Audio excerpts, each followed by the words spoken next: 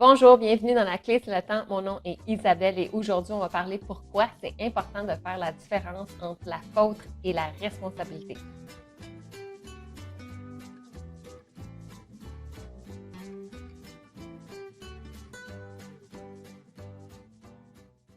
Il arrive souvent en entreprise qu'on va pointer la responsabilité à quelqu'un et sous-entendre que c'est sa faute que la situation soit arrivée.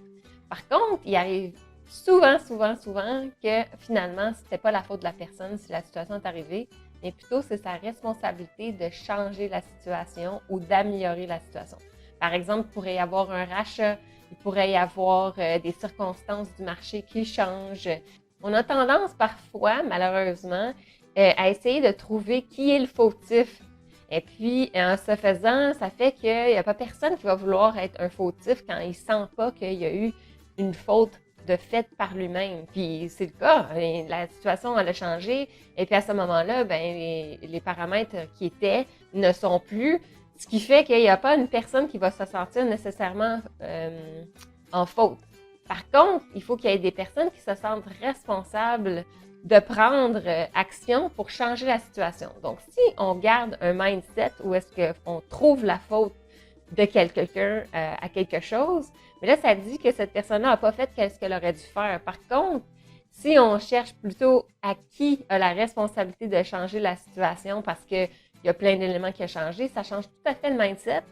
C'est plus facile d'accepter une responsabilité d'amener des solutions que de se sentir responsable de quelque chose que finalement, ça nous a complètement dépassé. Donc, pour éviter qu'on paralyse un groupe, une situation, ainsi de suite, c'est bien de plutôt faire une recherche de responsabilité et non de faire une recherche de fautif. Ça va beaucoup mieux, c'est beaucoup plus positif dans l'approche.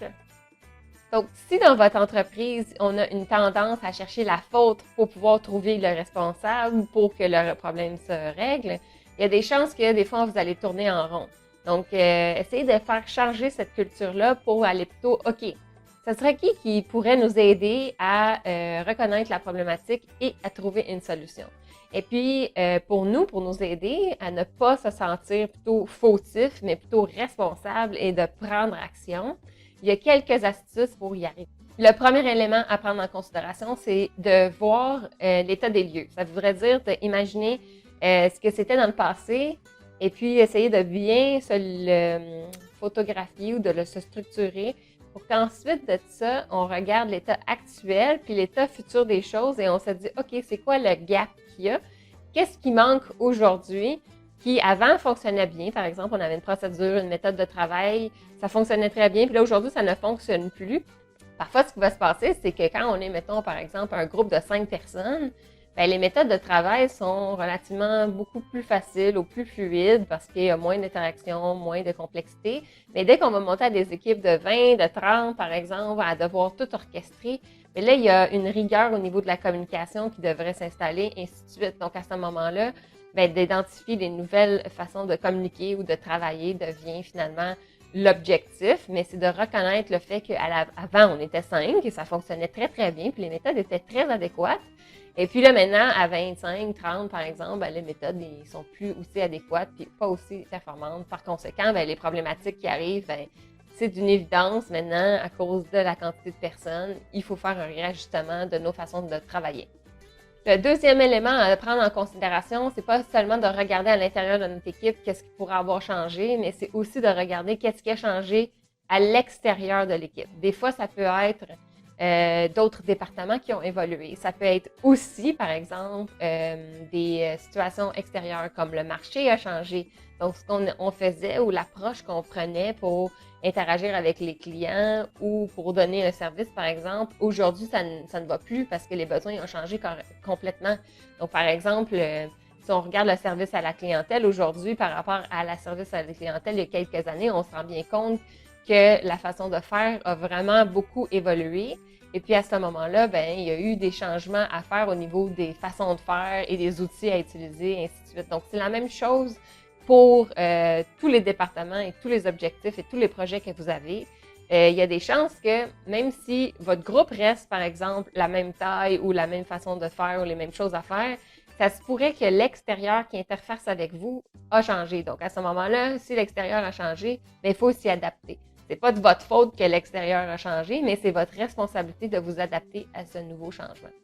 Ensuite, le troisième élément à regarder, c'est si dans la structure de votre organisation, il y a une personne en particulier qui aurait la meilleure autorité ou le meilleur niveau d'autorité pour régler une situation problématique.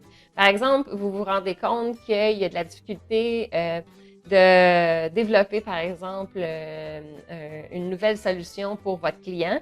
Et puis, cette nouvelle solution-là de votre client passe par plusieurs étapes. Donc, d'un département à l'autre, ça pourrait être les ventes, le marketing, l'ingénierie, ainsi de suite. Et puis, il y a plusieurs étapes. Et puis là, on se rend compte qu'il y a un processus qui est assez large, qui touche plusieurs départements pour arriver à ce qu'on appelle, disons, on pourrait dire, un produit fini pour le client. Donc, il y a quand même une passation de flambeau entre les départements. Là, on se pose la question, est-ce qu'il y a quelqu'un dans l'organisation qui a l'ensemble de ces étapes-là? Donc, à ce moment-là, c'est cette personne-là qui a plus facilement le niveau d'autorité et de responsabilité pour pouvoir mettre l'ensemble des éléments en place. Donc, à ce moment-là, il va falloir que on prenne tous les directeurs ou tous les chefs de fonction pour être capable de se dire, OK, on a vraiment une problématique et puis à ce moment-là, on prend action.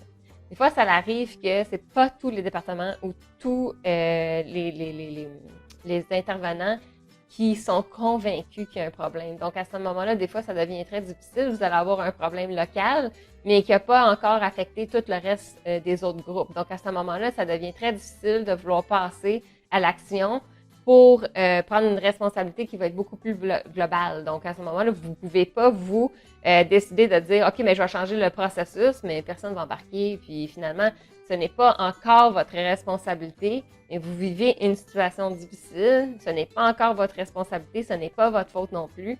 Et puis, à ce moment-là, ça va être votre responsabilité de vous assurer que les autres prennent en considération la problématique et que ça devienne une priorité. Ça devient plus... il y a une différence à dire que c'est votre responsabilité de trouver une solution et c'est votre responsabilité de partager la problématique et de s'assurer que les autres le comprennent. En conclusion, il est évident que si on pense à chercher à qui la faute, on va avoir la difficulté à trouver qui est le responsable parce que bien souvent, une situation va avoir changé. C'est pas la faute de personne en particulier, mais des fois, ce n'est pas nécessairement très évident de trouver qui est la personne exactement responsable dans l'organisation parce que malheureusement, les organisations sont divisées de façon à ce que parfois, c'est possible que ce soit un ensemble de personnes qui soient responsables et non une seule personne. Donc, tant que la problématique n'a pas été reconnue par l'ensemble de ces personnes-là, il ne pourra pas y avoir d'action commune et puis il ne sera pas possible de déléguer un responsable pour être capable de répondre à cette problématique-là. Donc, la meilleure chance que vous avez de changer un problème, c'est d'éviter de chercher un fautif, mais plutôt de chercher un responsable. J'espère que ça vous a plu. Si c'est le cas, je vous invite à vous inscrire à ma chaîne et à aller lire mon blog lacléc'estletemps.com. Bonne journée!